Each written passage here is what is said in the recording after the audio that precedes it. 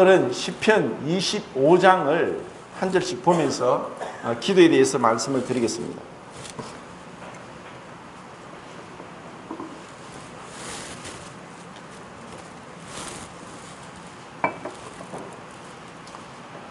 (25장) 1절부터 5절까지 읽겠습니다.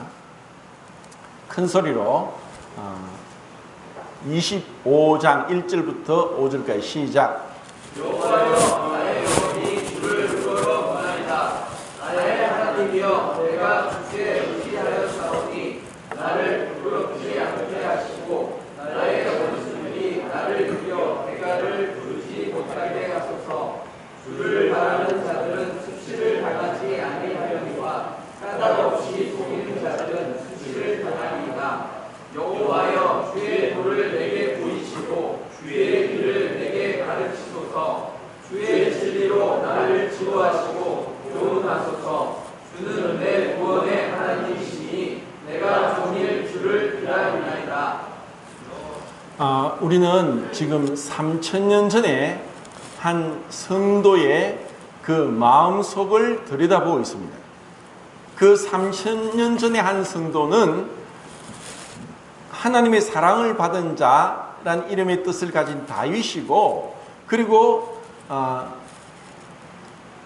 그 다윗은 하나님 앞에서 기도가 무엇인지를 시편을 통해 가르쳐 주는데, 우선 이 25장을 통해서 그 다윗의 마음이 어떠한지, 그리고 어떻게 해서 하나님께서 다윗을 향해서 내 마음에 합한 자다 하는 것을 이 다윗을 통해 볼 수 있습니다. 그리고 이 다윗의 기도는 사실 오늘날 우리와 다르지 않는 그런 환경 속에 있다는 것도 볼 수 있는데, 그 기도를 통해서 다윗이 얼마나 간절하게 하나님을 찾고 있는지, 그리고 이러한 그 다윗의 마음을 통해 정도의 차이는 있겠지만 구원받은 자의 내면은 정도의 차이는 있지만 이와 같이 하나님을 향한 갈망, 하나님을 바라보는 그런 주바라기 같은 마음이 없다면은 그 구원을 의심해야 됩니다. 정말 구원받았다면은 사생자가 아니라면 징계가 있고, 또 하나님의 교훈과 책망과 바르게 함과 의로 교육하기에 유익하며 우리를 하나님의 사람으로 온전하게 하십니다. 어떠한 상황에서든지 하나님이 우리를 깨우치시고 돌이키게 합니다. 왜냐? 어떠한 부모가 자식이 잘 되도록 징계하지 않는 부모가 있느냐? 징계가 없다면 사생자다. 그것처럼 너희들이 하나님의 징계가 없다면은 사생자다 하고 히브리서 12장이 말씀하고 있습니다.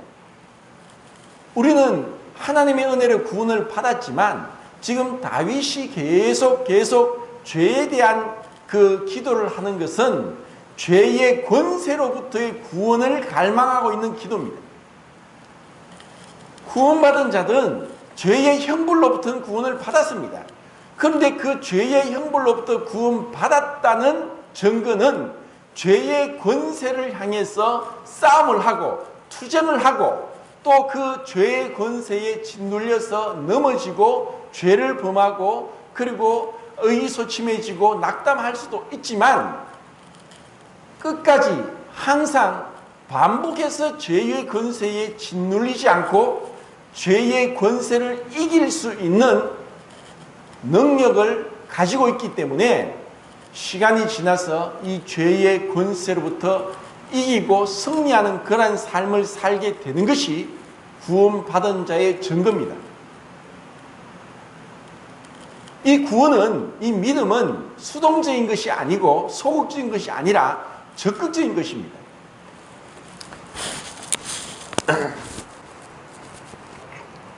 우리의 그 구원은 하나님의 권위,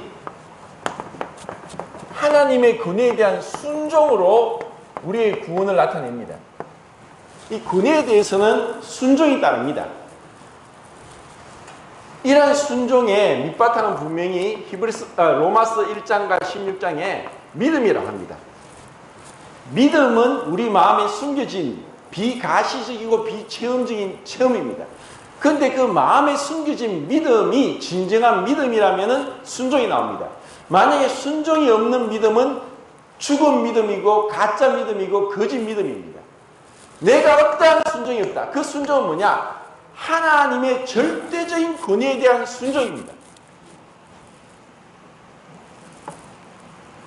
죄는 하나님의 권위를 업신여기고 자기를 하나님과 같이 되겠다는 거짓 뱀의 말에 속아서 거짓말에 속아 넘어간 것이 죄의 시작입니다. 구원은 이제 하나님의 절대적인 권위 앞에 엎드러져서 주님 앞에 나오는 것입니다.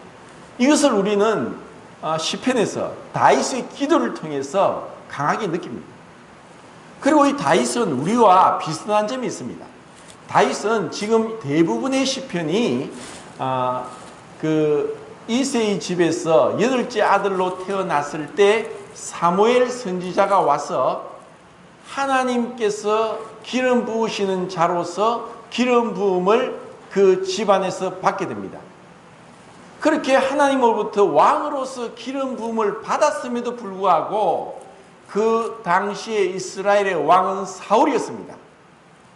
그리고 그 다윗이 그 형들이 전쟁터에 나갔을 때 아버지 이새의 명을 받아서 형들에게 음식을 갖다 주라고 해서 음식을 갖다 주러 갔다가 골리앗이 나와서 40일 동안 조석으로 그 거대한 3m 이상 되는 덩치의 몸을 보이면서 무장하고서 너희 이스라엘 사람 중에 나와 싸워서 대결하자. 너희가 중에 한 명이 나를 이기면 우리가 너희 종이 되고 내가 이기면 너희가 나의 종이 된다 하고 나오니까 그 이스라엘의 어떠한 군사도 그 거대한 몸집의 골리앗 앞에서 완전히 쫄아가지고 죽을 것처럼 두려움에 떨고 있었습니다. 그때 어린 10대 소년 다윗이 이러한 장면을 보면서 한 가지를 들었습니다. 이 할례 없는 블레셋 거인이 하나님을 모욕하는 소리를 듣고는 도저히 참을 수 없었습니다. 네가 어떻게 나의 하나님을 모욕하느냐 하면서 하나님의 이름을 의지해서 돌멩이 5개 가지고 그 골리앗을 무찌릅니다. 그러자 이제 상황은 이제 블레셋은 쫓겨나고 이스라엘이 승리하게 되는데 이런 가운데 이제 다윗이 사울의 밑에서 이제 장관으로 있다 보니까 사울이 계속 다윗에 대한 시기 질투로 다윗을 죽이고자 합니다. 이제 다윗은 도망 다니죠. 분명히 하나님으로부터 기름 부음을 받고 왕이 되었음에도 불구하고 아직 그 나라의 왕은 사울입니다. 그리고 사울은 자기를 죽이려고 합니다. 광야로 동굴로 도망 다니면서 언제 죽을지 모르는 혼자서 도망 다니면서 3,000명 이상의 군사를 거느리고 다윗을 잡으러 오는 사울을 피해 다닙니다. 거기서 원수가 많았습니다. 이러한 다윗처럼 우리 그리스도인들도 시물 페카토 시물 유스투스, 우리가 신분은 의인이지만 우리의 상태는 죄인입니다. 하나님이 우리 위에서 보실 때 죄가 없지만 우리 안에는 죄가 있습니다. 죄의 형벌로부터는 구원받았지만 죄의 권세가 우리를 계속 짓누르고 하나님 앞에 나가지 못하도록 방해합니다. 이런 가운데 있는 다윗과 우리는 동일합니다. 진정으로 우리가 구원받았다면 이와 같은 모순 속에서 갈등을 느끼게 되어 있습니다. 나는 왜 하나님 앞에 모든 죄를 용서받았는데 왜 죄가 자꾸 나를 짓누를까? 진정으로 죄를 아는 것은 정말 구원받고 났을 때 그때 죄가 얼마나 끔찍하고 무섭고 가공할 만한 나의 힘으로는 도저히 상대할 수 없고 이길 수 없는 엄청난 존재라는 것을 알게 됩니다. 그런데 이 죄에 대해서 제가 누누이 말씀드리지만 죄의 형벌로부터 구원받았기 때문에 이 죄는 이제 상관이 없다고 하는 것은 거짓이고 그것은 마귀의 가르침입니다. 우리를 구원한 목적은 하나님께서 내가 거룩하니 너희도 거룩하라. 레위기 말씀에 베드로전서 1장에 그대로 인용합니다. 우리가 구원받은 목적은 하나님이 거룩한 것처럼 우리가 거룩하고 경건하고 의롭고 그리고 죄로부터 분리되는 것이 구원의 목적입니다. 그런데 구원받았다고 하면서 지식적으로 머리로 알고 여전히 죄의 종로로 다는 것은 거짓 구원입니다. 우리는 의의 종이 되도록 하기 위해서 죄의 종으로부터 구원받은 것이지, 죄를 짓고도 죄가 아니라고 거짓말하면서 스스로 속이고 그리고 다른 사람도 속이는 그런 엉터리 같은 모순 덩어리의 그런 자가 되도록, 위선적인 자가 되도록 그런 것이 아니라는 것입니다. 우리의 진정한 구원은 삶 속에서 거짓되지 않고 진실되게, 그리고 죄로 인해서 무화과 나무 잎사귀로 부끄러운 데를 계속 가렸지만 그 무화과 잎사귀가 마르기 때문에 또 가리고 또 가리고 하는 것처럼, 이제 우리가 여러 가지 말로 또 여러 가지 어떤 그 행동으로 자기의 진실을 속이고 있다면은 절대로 우리는 투명한 성도의 교제를 할 수 없고 하나님 앞에서 살 수 없습니다. 하나님은 이것을 아십니다. 그렇기 때문에 다윗이 이렇게 죄로부터 계속 구원받기를 원하는 것처럼 우리가 진정으로 구원받았다면은 날마다 이 정결하게 되는, 정말 죄로부터 자유하게 되고자 해서 주님 앞에 엎드리지 않을 수 없다는 것입니다. 그리고 빛 가운데 나갈 때 그때 내가 했는 말이나 내 자신의 모습을 봅니다. 왜 세상 사람들, 그리고 구원받았어도 여전히 죄 가운데 행하면서 세상 짝하고 있는, 저는 그런 자를 괴물이라고 합니다. 하나님의 엄청난 구원의 은혜로 구원받고 사랑을 받았음에도 불구하고 여전히 세상 사람처럼 살아가는 자들은 제가 볼 때 괴물입니다.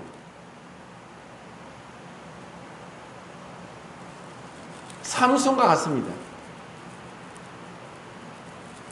그런데 그 믿음으로 구원을 받게 될 것이지만 그들은 그 행한 대로 불타버리는 부끄러운 구원을 받을 것입니다. 그래서 그 기도는 정말 그 만유의 왕이요 주 되신 하나님 앞에 벌거벗은 채로 있는 대로 나가는 것입니다.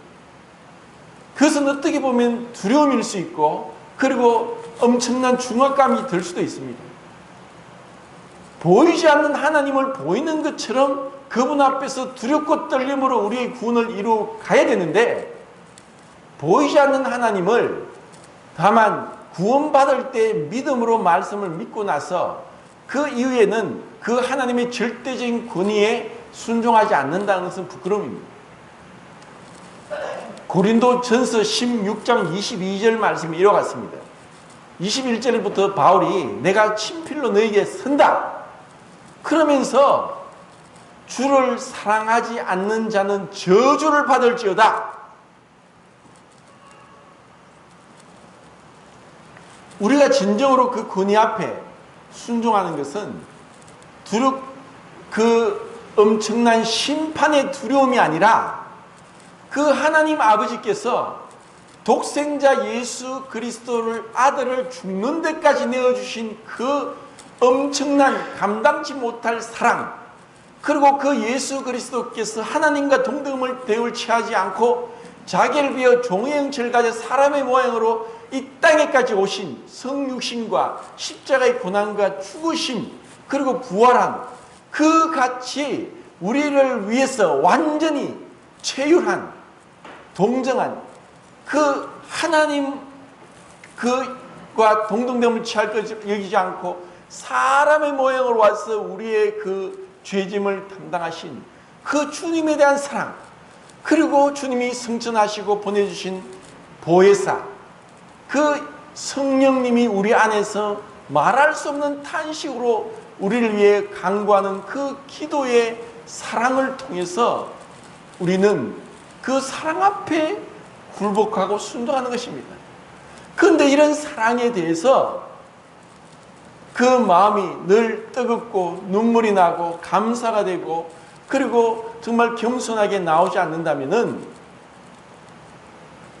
정말 사랑함으로 그 사랑함으로 사랑의 어떤 그 섬김이 없다면은 우리는 또 우리를 속이는 것입니다. 이제 아까 사회 볼 때 그렇게 얘기를 했습니다. 1인 1섬김.